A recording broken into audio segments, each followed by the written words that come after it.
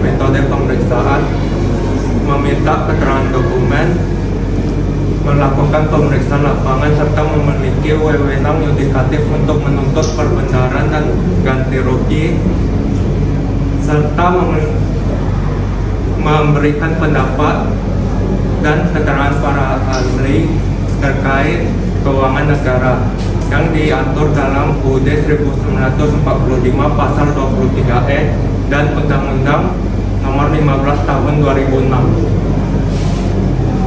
Jadi selanjutnya pemeriksaan BPK. Jadi yang pertama itu memeriksa pengelolaan dan tanggung jawab atas keuangan negara itu sesuai dengan Undang-Undang Dasar pasal 23E ayat 1. Terus yang kedua itu menyerahkan hasil pemeriksaan kepada DPR, DPD dan DPRD sesuai kewenangannya, itu sesuai dengan Undang-Undang Dasar pasal 23E ayat 2. Terus selanjutnya ada melakukan pemeriksaan terhadap pemerintahan pusat, pemerintahan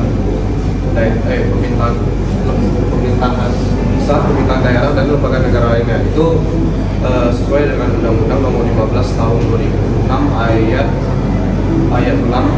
pasal 6 ayat 1. Jadi selanjutnya itu ada memberikan opini atas laporan keuangan negara, itu sesuai dengan Undang-Undang Nomor 15 Tahun 2004 pasal 16. Terus yang terakhir itu ada menentukan waktu, objek dan metode pemeriksaan, serta meminta dokumen dan memeriksa penyimpangan keuangan negara. Itu berdasarkan Undang-Undang Nomor 15 pasal tahun. Terus serta meminta dokumen dan memeriksa penyimpangan keuangan negara itu sesuai Undang-Undang Nomor 15 Tahun 2006 pasal 9. Terus selanjutnya jumlah anggota BPK. Jadi jumlah anggota BPK ini ada 9. Yang satu itu ketua merangkap anggota, terus yang satu lagi ada wakil ketua merangkap anggota, terus 7-nya lagi itu anggota biasa. Jadi periode anggota BPK ini ada selama 5 tahun, dan BPK itu disahkan oleh Presiden, dipilih oleh DPR, serta juga pertimbangan DPD.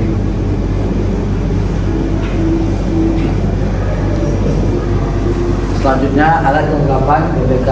Yang pertama, pimpinan BPK yang bertugas untuk memimpin seluruh anggota BPK. Yang kedua, menentukan kebijakan dan arah pemeriksaan. Yang ketiga, mengkoordinasi kerja anggota dan unit pemeriksaan. Kapan digunakan? Saat menetapkan program pemeriksaan tahunan. Yang kedua, saat sidang atau pengambilan keputusan penting. Selanjutnya yang kedua, anggota BPK yang bertugas laksanakan fungsi pemeriksaan sesuai dengan bidangnya. Yang kedua, membahas hasil pemeriksaannya dengan anggota lain. Yang ketiga, menetapkan keputusan atas laporan hasil pemeriksaan. Kapan digunakan? Saat sidang menetapkan laporan hasil pemeriksaan. Yang kedua, saat menentukan kesimpulan dan rekomendasi audit. Selanjutnya yang ketiga, Sekretariat Jenderal yang bertugas untuk mengurus administrasi keuangan dan kepegawaian. Lalu yang kedua, menyediakan sarana dan prasarana BPK. Yang ketiga, memberikan dukungan teknis dan operasional. Kapan digunakan? Setiap saat untuk mendukung anggota BPK. Yang kedua, untuk saat menyusun anggaran pengelolaan pegawai dan operasional kantor. Dan selanjutnya yang keempat, pelaksana pemeriksa